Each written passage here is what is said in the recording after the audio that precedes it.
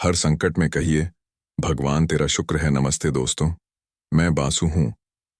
एक पक्षी की बहुत छोटी कहानी जो रेगिस्तान में बहुत बुरी स्थिति में रह रहा था। उसके पंख भी गिर गए थे। वह ऐसी जगह पर था जहाँ पीने के लिए पानी नहीं था। वह कहीं उड़ नहीं सकता था, न ही कुछ खा सकता था। ऐसा लगा जैसे वह अपनी आखिरी सांसें गिन रहा हो। तभी उसने आकाश से उड़ते हुए गरुड़ जी को देखा। भगवान विष्णु जी के सवार गरुड़ जी। उन्होंने उन्हें पुकारा। गरुड़ जी आए और उनसे पूछा कि तुम कैसे हो। उन्होंने कहा, मैं यूं ही घूम रहा था और अब चिंतित हूं। मैं कहीं उड़ नहीं सकता, मेरे पंख गिर गए हैं। आप कहाँ जा रहे हैं? गरुड़ जी बोले, मैं स्वर्ग जा रहा हूं। पक्षी ने कहा, मुझसे यह मत पूछो कि मैं स्वर्ग कब आऊंगा।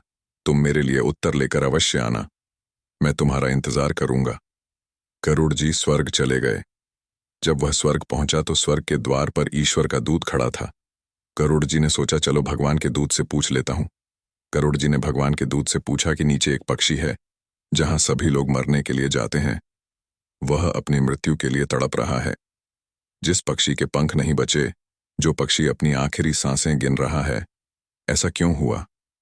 यह रेगिस्तान में है, उड़ भी नहीं सकता। ईश्वर के दूत ने कहा, यह अपने पिछले कर्मों का फल भोग रहा है। यह बहुत क्रूर व्यक्ति था, अब यह एक पक्षी बन गया है। यह अपने पिछले कर्मों का फल भोग रहा है। इसे 7 साल की सजा दी गई है। गरुड़ जी ने कहा, यह तो बहुत बुरी अवस्था में है, कोई न कोई समाधान अवश्य होगा। ईश्वर के दूत ने कहा, एक छोटा सा उपाय है, आप इसे यही पंक्ति दोहराते रहने को कहें। धन्यवाद भगवान। गरुड़ जी ने कहा, ठीक है।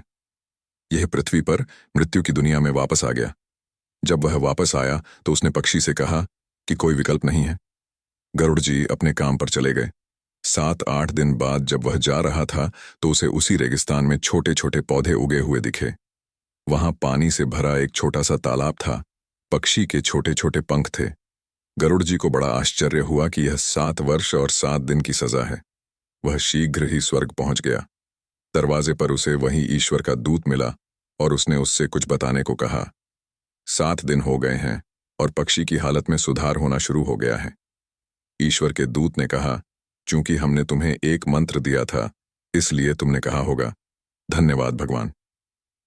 उड़ने की कोशिश में जब पंछी गर्म रेत पर गिर गया, तब भी उसने कहा, थैंक यू गॉड। वह अपने भक्तों को इस तरह मरता हुआ नहीं छोड़ सकते। वह जानता था कि सजा बहुत बड़ी है, इसलिए उसने सजा कम कर दी। 7 साल की सजा 7 दिन की हो गई। ये कहानी पक्षी के बारे में नहीं है, ये आपके और मेरे बारे में है। हम में से बहुत से लोग हमेशा ईश्वर को धन्यवाद देने के बजाय उसे कोसते हैं।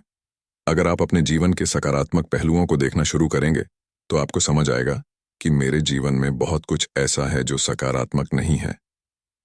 आप अपने जीवन में खुशियां लाते रहेंगे। अगर आपको सिर दर्द भी हो तो भी आप भगवान को धन्यवाद कहते हैं। आप अभी भी अपने जीवन के सकारात्मक पहलुओं को देख रहे हैं। जीवन में सकारात्मकता का साथ कभी न छोड़ें, क्योंकि जो उम्मीद का साथ छोड़ देता है, जिंदगी उसका साथ छोड़ देती है। एक बार फिर मैं आपसे कहता हूं कि भगवान का आशीर्वाद आपके साथ है। अपना काम प्रेम से करो।